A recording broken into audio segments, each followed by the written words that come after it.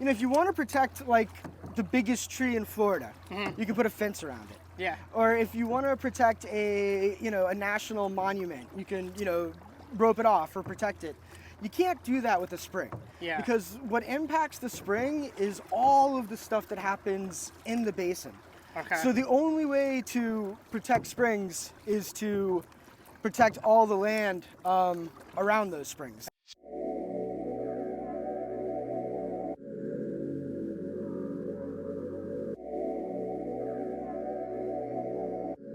Let's go ahead and introduce our guest for today. So go ahead and introduce yourself and kind of like your role and what you do for work and all of that stuff, and we can kind of take it from there. Yeah, thanks for having me on. I am Ryan Smart, and I am the Executive Director of the Florida Springs Council, which means that I spend most of my time educating people about springs and trying to protect them. Very cool. And so like with that job, how long have you been doing that? I've been at the Florida Springs Council for 5 years now. Okay. Recently, actually. Okay. And before that, I was the president of 1,000 Friends of Florida, another environmental group that focuses on land use. Okay. And I worked for the Florida Conservation Coalition with former Governor Bob Graham and Nathaniel Reed. Okay. Become an environmental hero in Florida who is responsible for the Endangered Species Act federally. So what brought you to like the Florida Spring Council, going from like where you were at before?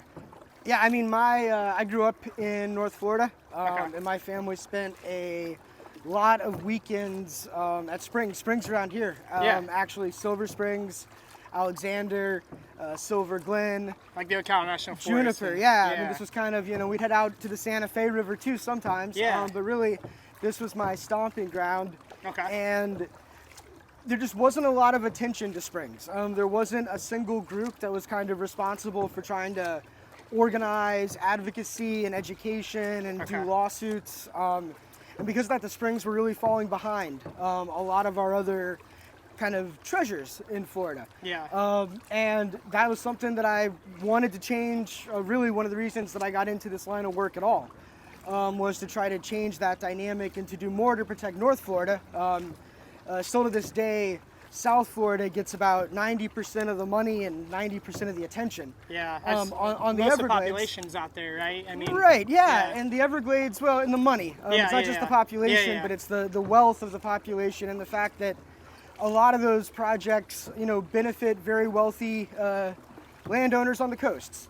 Okay. But here, I think there's really nothing more special, maybe in the world, than this area's collection of freshwater springs. And when they started a group that was going to be dedicated to trying to protect them, and that group had some wonderful people involved in it and on the board, I just couldn't, wait for the opportunity and felt real lucky when they chose to hire me. Yeah, very cool. That's awesome. So what, like, I mean, I don't know if it was just like a gradual thing. So growing up in Florida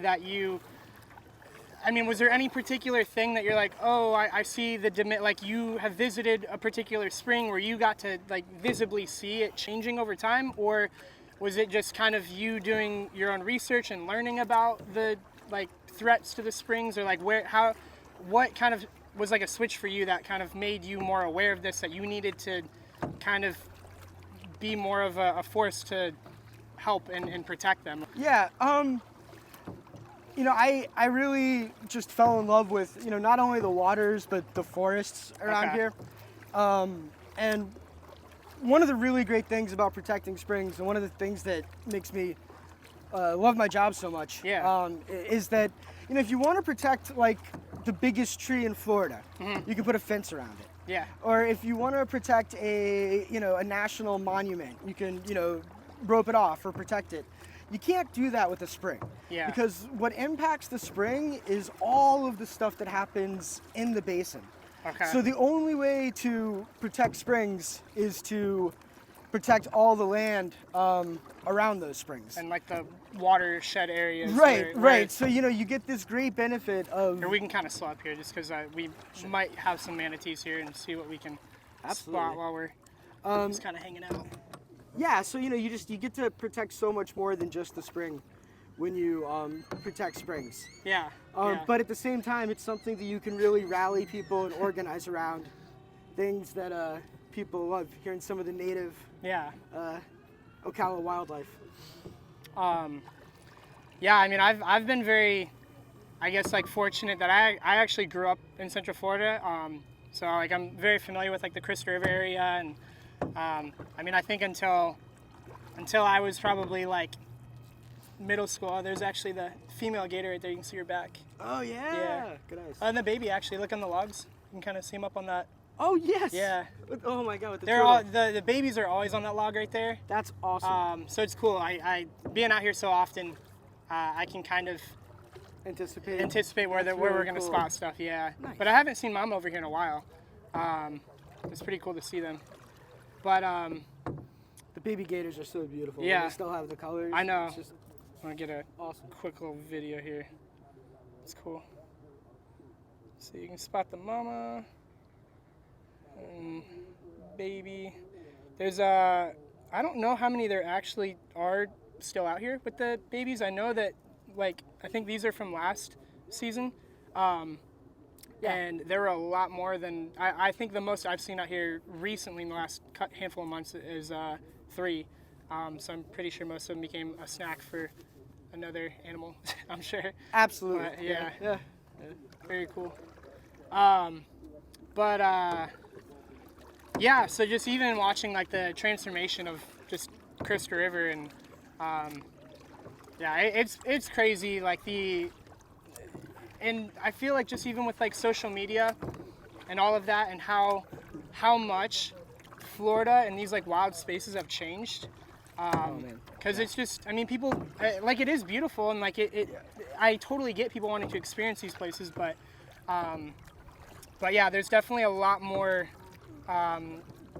exposure than there is like on the other side trying to like protect them. Like it's the Right. Yeah. We have this thing that we talk about called shifting baselines, right? yeah And when I see this river, I mean, it's still pretty, but it's not nearly what the pictures look Yeah. like. Yeah. When we were out here in 1986. Okay. But then I talked to the old heads. Been coming here since the 60s. Yeah. And to them, this looks nothing at all like they the river remember, yeah. that they remember. So, I think one of the things that really convinces me is the science. Okay. Because yes, this is still beautiful to us, but it's not just about. Oh, actually, manatees right here. Let's see if we can yeah. spot them real quick. Pump the brakes. Sorry, I didn't mean to cut you off. No. Dude, this is definitely worth it. Yep, there's a little snout. I'm trying to pull up on the side. Oh, nice. Very cool. I don't want to get too close, but sorry, you can continue. No.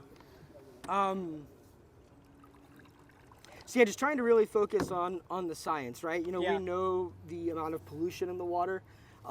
We know the decrease in flow here at Silver. And then we know how that impacts the biodiversity, right? Because you can really see the difference in the plants and the fish.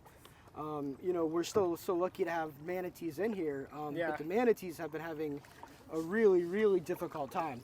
And it's one of the reasons that groups are working to get them relisted. Yeah. The truth is they never should have been delisted. And that was an effort by some folks over in Crystal River. Yeah. And they were successful in that. But now, because of our water quality problems, we're seeing some of the massive impacts.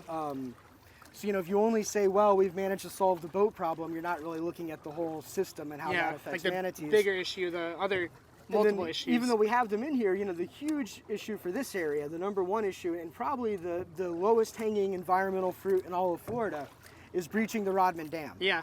For anyone who doesn't know, the Silver River here meets up with the Ocklawaha River, and that should all go out into the St. Johns. Yep.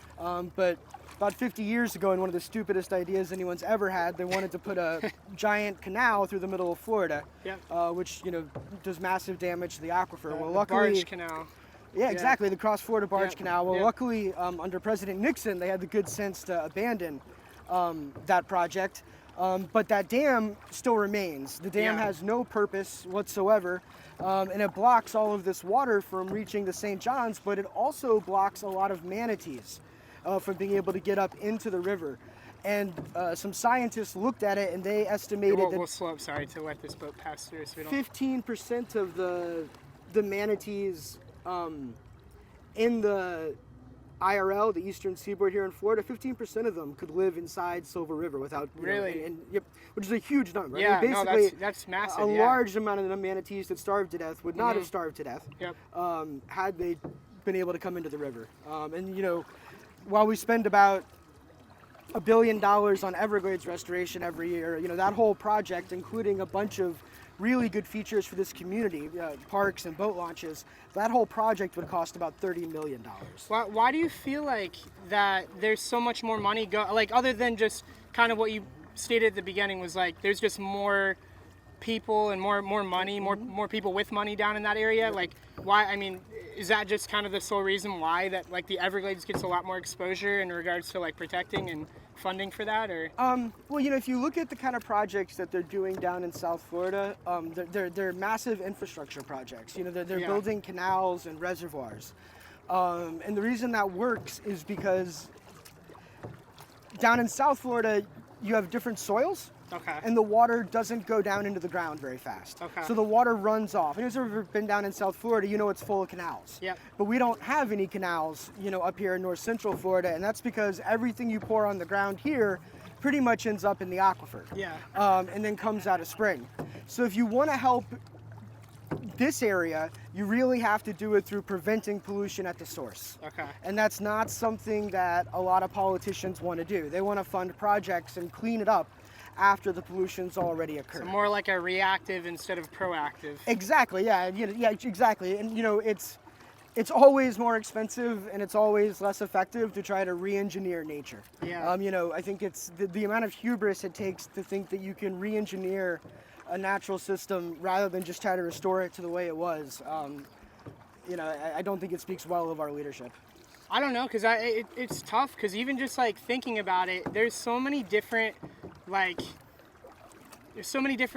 things that are kind of contributing to like the decline of the springs and like their health and all of that, and it's almost kind of overwhelming and to be like, okay, where do we start? I mean, whether like, and we can talk more about this in detail, but like whether it's like commercial agriculture with like pesticides, and then you have like residential, just people wanting to have a nice green lawn, and then you have the inflow, like the massive amount of people flooding into the state of Florida, Right. And moving here, and now like you have that, so now you have increased like demand for just food, so you have to ramp up the agriculture. Then you have like water consumption of just people living here. I mean, people have to turn on their faucets and take showers and all that, and then you have septic and people going to the bathroom and Yep. like all of it. So I mean, there's like a bajillion different things that all contribute to the negative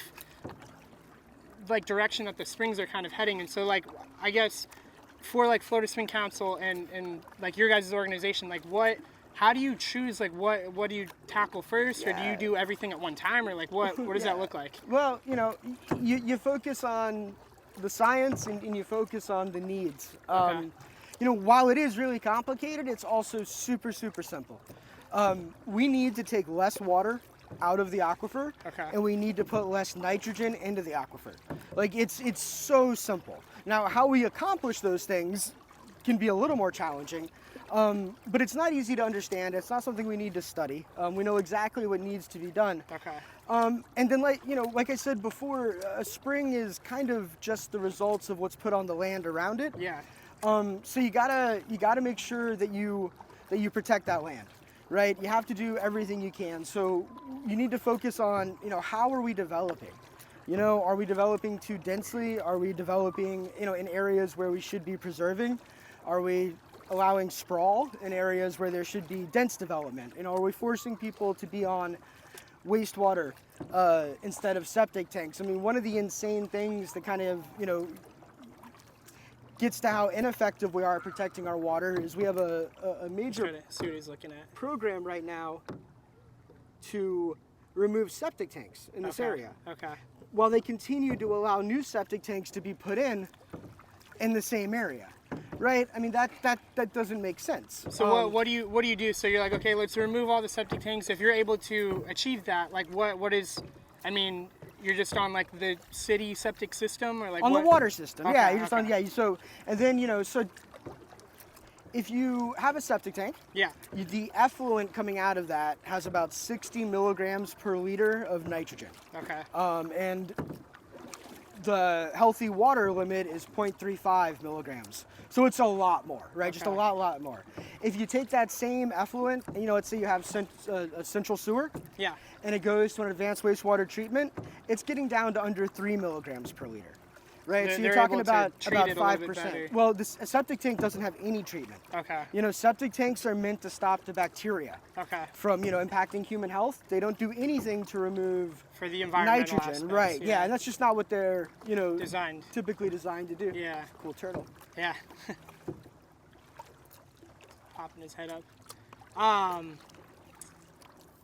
So like for me and my wife, we actually just moved to the Ocala. Like I grew up in Crystal River. I mean, I've lived various places throughout Florida, but like more recently, we rented a place in Crystal River, and then we just bought our first home in Ocala not too long ago. Congrats.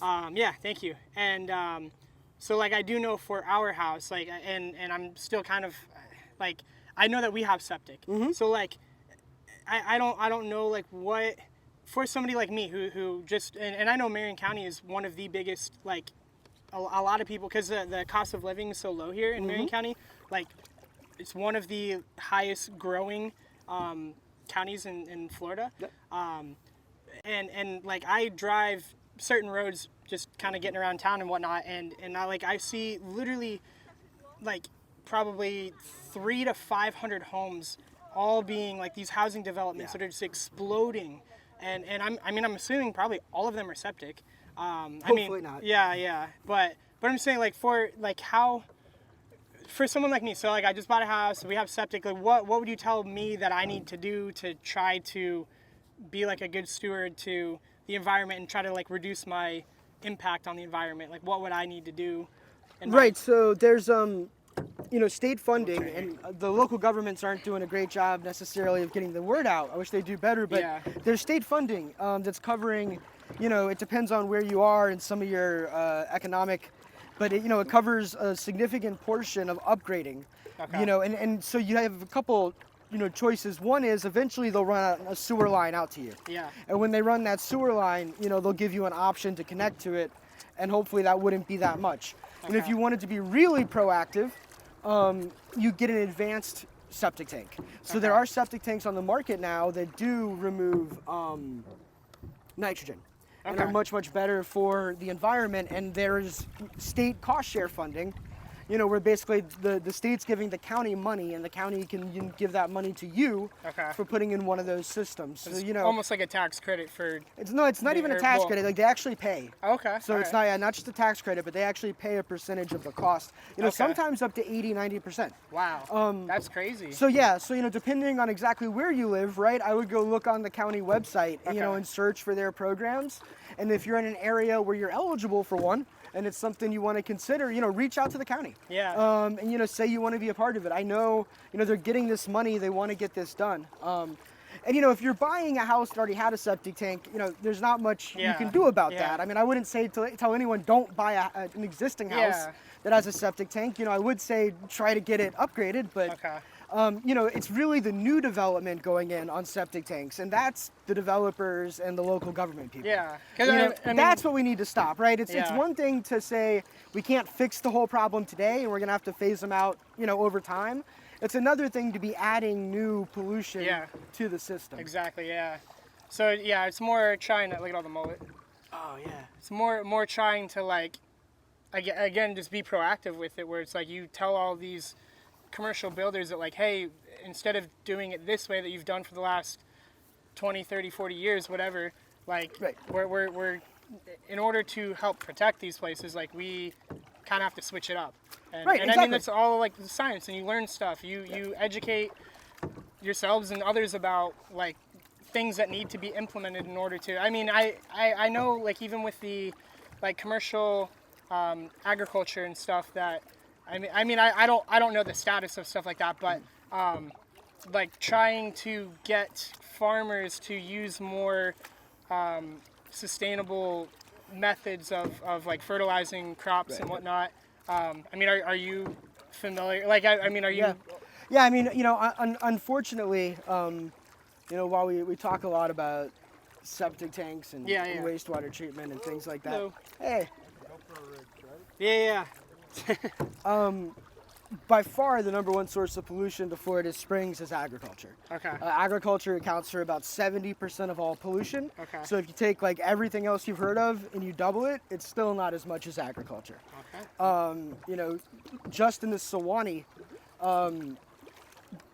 basin, they have to reduce agricultural pollution by about 6 million pounds per year. Wow. And that's just one basin.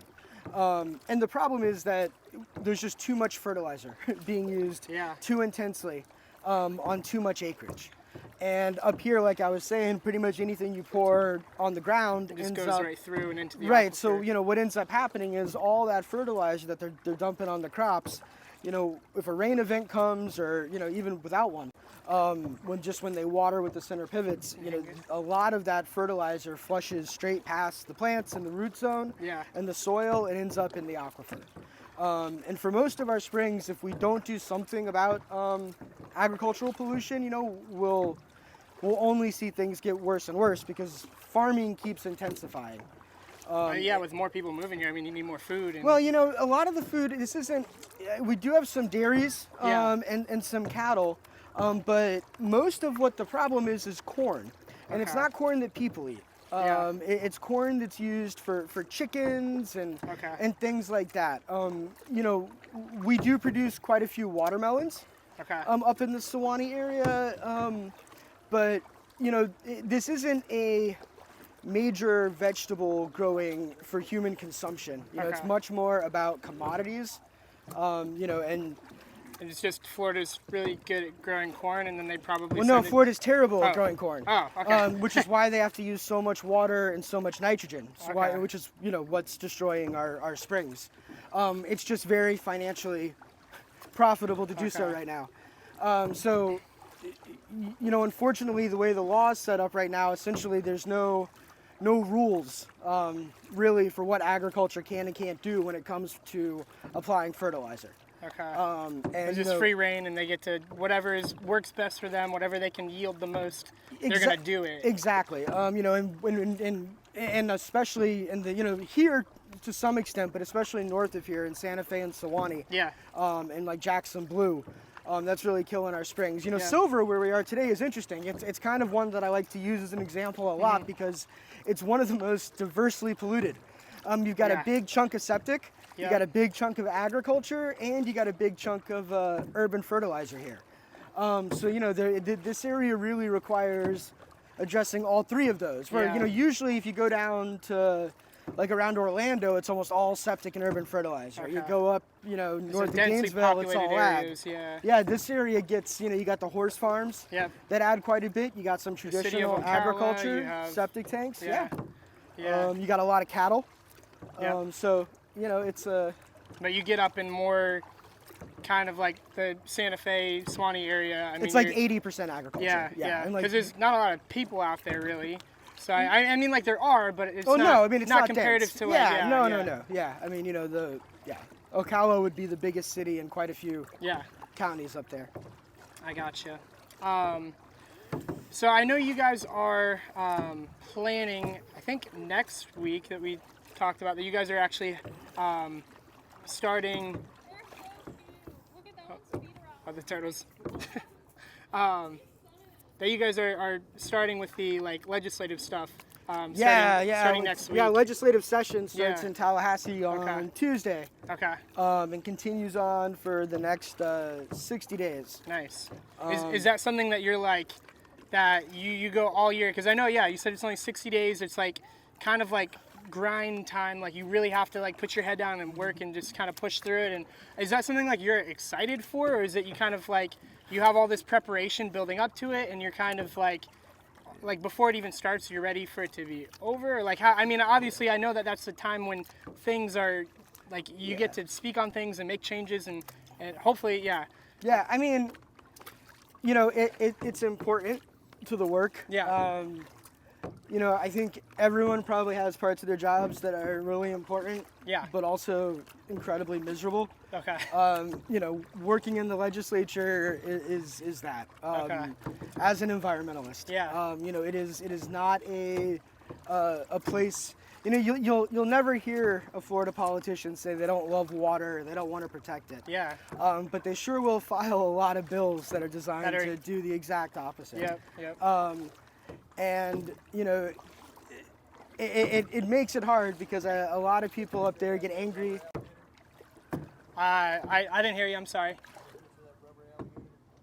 Sure. I can. Oh, my bad. Rubber alligator? I don't know. I'm not aware of a rubber alligator out here, but you never know. But sorry, I didn't mean to. No, you didn't.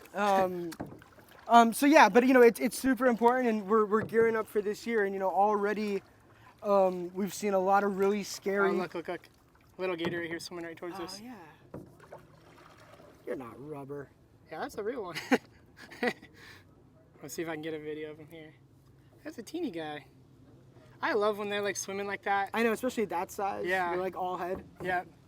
When you, I get videos of them all the time underwater like this. It's so cool. I'll show you after here if I can get one. I can't really see what I'm recording. I can see it now. Little guy. He's little teeny. That's cool. Good looking gator. Yeah. Sorry, I know you're getting into the. No, so yeah, so we've already got some bills filed Okay. that you know, are really concerning. I think the two that are probably the most concerning to me. One of them would stop groups like the Florida Springs Council, which I run, Yeah. from going to court. And going to court is really what we do most effectively. It's our last resort, but you know, both being able to do it and to have the credible threat of it Yeah. is really important to being you know, taken seriously. And we've been fighting a 5-year-long legal challenge with the state over Springs water quality plans, including Silver Springs this spring right here. Yeah. Back in 2016, the legislature passed a bill that required the state to do certain things to protect the springs, and they haven't done them. So we sued the state over that. Isn't that what the BMAPs? Yeah, the exactly. The Basin Management Action Plan. Yeah, So those are basically just the plans to take a spring like this that's really impaired and bring it back to the health, like how I remember it when I was a kid. Okay. And those plans, they weren't working because they didn't follow the law. And we fought the state for more than 4 years, and we won in the First District Court of Appeals. Dang. And because of that, the state's going to be forced to do more to protect our springs and to actually hold polluters accountable, which is really what the basis of our lawsuit was about. We couldn't make suits like this if this bill passes, because what it says is that if we ever lose, we have to pay the other side's attorney's fees. Wow. And that means that we're going up against, you know, $3 billion state agencies that are spending taxpayer money. Like you would go under. Like I mean, you couldn't Well, right, afford that. Yeah. and you know, and we have a nonprofit, so Yeah. you know, maybe we could try. Yeah. But no individual, you'd have to put your entire, you know, net worth Yep. on the line. So what this is really doing is it's blocking access to the courts from anyone but the wealthiest people and developers and folks who make a financial benefit. Because what I think a lot of people don't realize is that when we go to court and we win, we don't get any money. We don't even get our attorney fees paid for. All we get is cleaner water, right? So to it's put just all some out of pocket, and you're right to put some huge financial burden on us doing that, you know, it's punitive and it doesn't make sense. And they've done it with quite a few things. So we're really concerned about that. The second one is a bill that would essentially eliminate the ability of local governments to regulate wetlands development. Okay. And eliminate setbacks. So, you know, in a lot of places, you'll have like local regulations that'll say you can't build, you know, any closer than this to the water. Or you have to like leave some of your yard undeveloped by a river so that it sucks up nutrients and things like that. And those are really important to protecting water quality and keeping like the runoff from fertilizers and septic tanks and all of that stuff out of our waterways. And they basically want to take those powers away. And that's something that the the legislature's been doing a lot recent years is taking the power to protect our environment away from local governments and saying, you can only do this thing that the state says is okay. Yeah. So you say they, like they are trying to take away who? The legislature. Okay. I don't think you'd even, these bills pass overwhelmingly. Okay. And I'm not saying every single legislator is in favor of these things. Yeah. But as a body, they continue to pass bills that are signed by Governor DeSantis that take away the power of local governments to, just protect their resources, right? Local knows best isn't true for everything, but if you are lucky enough to be Marion County and have Silver Springs and Silver River and Ocklawaha River, and you understand how valuable that is to your economy and your culture and your way of life, you should be allowed to do whatever you want to protect that river. You shouldn't be told by some politicians up in Tallahassee that you're not allowed to protect the river that's in your backyard. But I feel like it's tough though too. I totally agree, but it's also like, I feel like there's a lot of people that are here that live 5-10 minute drive from here that don't even know what's going on, and they're not educated on, I guess, more of like the science of like the negative impacts and just kind of the direction that the Silver River is kind of headed and all of that. Like, what I'm trying to think, like what would be like the fix for that other than just to kind of like tell people about it? Yeah, no, that's it. I think getting, it's all about media. We do a lot of social media at the Florida Springs Council. A lot of stuff, especially on Instagram, connecting with younger folks, and Facebook and Twitter, and podcasts, and just you got to get the word out, and you got to get people out on the water. I'm always so disappointed when I go to Tallahassee, and a lot of legislators have never seen a spring, never been out on one. And they're creating things that are, either one way or the other. They're either protecting them or they're not protecting them. Yeah. But they've never even experienced it themselves. Well, the ones who've never been on one are not protecting them. Yeah. Okay. You can pretty much say it's the people who are trying to protect it are the ones who've been out on them. Gone out on paddles, gone out on boat trips. It's effective. Jeb Bush got taken out on a kayak trip on the Ichetucknee River and started the Florida Springs Task Force. Wow. You need to just one interaction, one exposure. That's crazy. Yeah. With a really great gentleman named Jim Stevenson. It was the kind of the springs, the grandfather of springs here in Florida. Very cool. Education, and then trying to really cut through. There's a lot of messaging about the health of our environment and waters, the directions things are going that just isn't accurate. We really have to fight that. There's a lot of, we're spending this much money without ever talking about the results of that money. And they're spending, our money, the taxpayer money. Like you have a business. Yeah. If an employee came to you and said, "Hey, good news, Josh, I spent $1 million." You would ask what you got for that, right? Yeah. And if they were like, "Well, the problem's worse than it was when I started," you'd probably not applaud them. But essentially that's what we do. We applaud our state agencies for spending money, even if the things that they're supposed to spend that money on are just getting worse. Yeah. And we need to focus on much more effective solutions. We really need to focus on, like we were talking about before, preventing pollution before it gets into the aquifer. Being proactive with it, it's so hard to clean the water once it's already polluted. Yeah. And right now, that's just where a lot of our funding and resources goes. And we just need to change that to try to prevent more. Okay. Yeah, exactly. Be more proactive about how we address these issues. And understand that that's going to have a cost, but the benefit is going to be so much greater than the cost. And I mean economically. Water is what makes Florida great. It really is. I was going to ask you, so outside of for whatever reason, if somebody's here visiting Florida and they're not really they're not on this, they just go to Disney World and they go to Miami Beach and they could care less about the springs. They don't care about not that they hate the springs and they hate manatees, but they don't really they've never experienced it. They don't really I guess maybe a tourist isn't a good example, but for somebody who lives here who maybe has never experienced a spring, doesn't really care, they're just like, like if a couple manatees die, no big deal. Like, I mean, why should somebody like that care beyond taking care of the environment and having these places last longer than their lifetime? Yeah. Like, why would somebody care beyond that? Yeah, it's like, our drinking water. Okay. So if you screw it up too bad, you're gonna end up with a real problem. Yeah.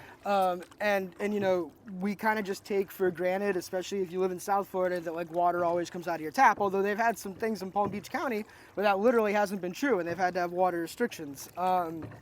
But a lot of people up in this area have private wells and have to have them re-drilled deeper because of all of the commercial pumping has drained the aquifer down to where their well's no longer good. And they have to get to a deeper source in Right, order and I mean, to continue having water. and it's a big aquifer, but every drop we take out of it should have come out of spring. Okay. When all these rivers empty into the ocean, and into the Gulf, into estuaries. I'm sure there's some people that don't care about water at all in Florida, but I really think they're the minority. Like whether you're going out fishing, you're going on a boat, you're going to the beach, you're water skiing, like you're kayaking, like most people in Florida have some relationship to the water. And if they don't, I kind of feel bad for them. I don't know what you're doing here. Yeah, I mean, honestly, like if you're not, again, yeah, maybe people just are content with Disney World and all the other things I guess you can do in Florida, but it's like, I mean, yeah, the big part of Florida is water, like going to the beach or experiencing, like what you were saying, going like water skiing or taking a boat out for 4th of July. Right, I mean, the water brings more people here than the amusement parks. Yep. And when you look at the water across the state, and there's a dive shop not too far from here, and I think they've had people from like over 90 countries. Like visit, here. Yeah. I mean, this is 90 countries. So obviously no one spring is going to be Disney, but you take the beaches and the Everglades and the Keys and the fishing, and and that's what we're jeopardizing. Like, we're not just jeopardizing the fact that this looks pretty. We're jeopardizing our economy and our drinking water, and we're doing it for very short-term gains. To allow some people who are already very wealthy to become more wealthy. And then they use our tax dollars, once the damage has already happened, to try to repair it. If that's the way it's going to be, our tax dollars would be better off spent just stopping it in the first place. Yeah. Rather than pay to clean the mess, pay to prevent it. I think that's what we're going to have to do. Yeah. Yeah. It's there's so many different like levels and layers to all of this, and I feel like you could literally sit here and just talk about it forever. I mean, I feel like it's almost kind of a little, like it's kind of disheartening in a way, a little bit, just kind of like seeing the direction of things. The great thing about it, though, is like, and the reason that I do this work is like, nothing's more fixable than the springs, right? If you reduce the pumping and you reduce the pollution, the springs bounce back. It's kind of, just like I said, they're kind of hard to protect because you have to protect everything around them. But the ability to restore them is really there. It's not a tree that can be cut down. You can kill a spring if you really pump too much water. Phosphate mining is really a great way to kill a spring. But there's no reason why 20 years from now silver couldn't look better than it did 20 years ago. We just have to, and we know what we need to do. Right? And, we just have to have the will to do it. Okay. And the truth is that a Florida where this spring and our other springs are restored is not going to look like a different Florida outside of those springs. This isn't, restoring our springs isn't going to cause any economic hardships. Or, we just need to get back to a balance that we had forever. Yeah. Right? Florida, we should be able to have a strong, robust economy and healthy water. I think that some folks want to pretend like you can only choose one or the other. Yeah. So if you're arguing for the environment, you're arguing against the economy. Yeah. I've lived in Florida my whole life. I have a daughter. I'm sure she's going to live here. I care as much as anyone about Florida's economy. I just also think there's more to it, and that we need to balance that with our water resources, and that if people want to pollute and want to use water, there needs to be a cost. To make sure that we have the funds then to restore everything. Very true. Well, I appreciate all your information and for coming out. I know you had a little bit of a drive. I know you said you're used to it, but it like is awesome that you literally came out here just to do this. So I just want to say thank you so much for coming out here, for doing this, and like not just for the podcast, but just personally, like I learned so much from anytime I hear you talk, like whether it's another podcast or any, like, I mean, I've watched a lot of the things that you've done with just, I don't know, I want to say thank you for coming out, and I do appreciate it. And I always take away something incredible every time you talk, and having this conversation is awesome. So thank you. Thank you so much. Yeah. It's great to be here, and we love having you in the Florida Springs Council family. Yeah. And all the stuff you help us with. Yeah. And if people want to check out more about my work, you can go to floridaspringscouncil.org. We have a totally free membership, unlike most nonprofits. We don't want money to get in the way of people learning about and advocating for the springs, so you can go on there.